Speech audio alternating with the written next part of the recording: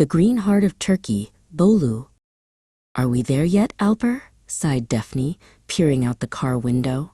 Almost, Daphne, replied Alper, checking his map.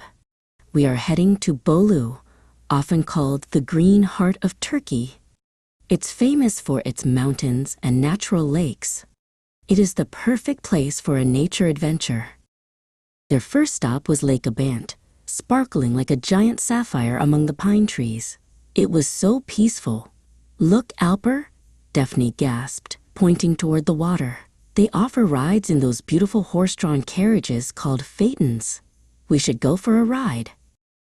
Alper explained that Lake Abant is a very special freshwater crater lake, which means it was formed by an ancient volcano.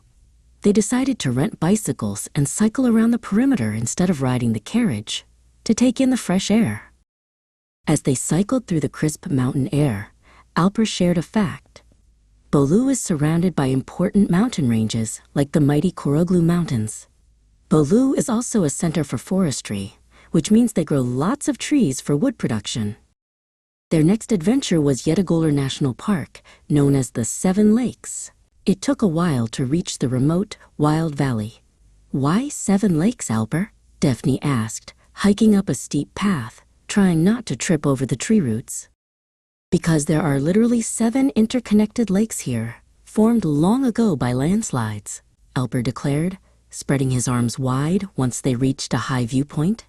They are each a slightly different color based on the minerals in the soil and the way the sun hits the water.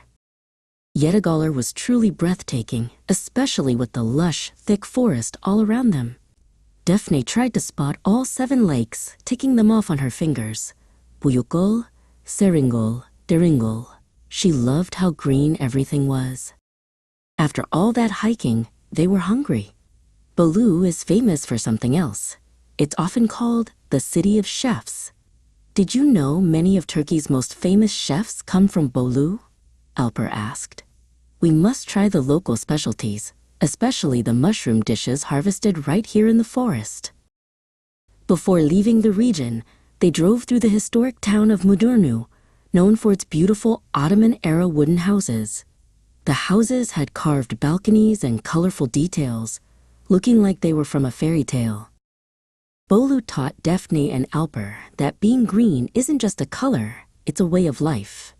The clear air, the thick forests, and the sparkling lakes made them promise to return soon.